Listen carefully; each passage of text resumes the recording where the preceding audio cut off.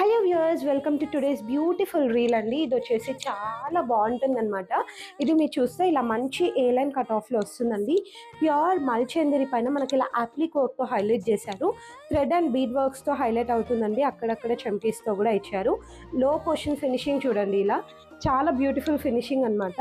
And lining వచ్చేసి ఇలా through out the article అవైలబుల్గా ఉంటుందండి. అండ్ ఎస్, ఇక్కడ చూడండి నెక్ లైన్ దగ్గర మనకి ఇలా రౌండ్ నెక్ లాగా ఇచ్చారు.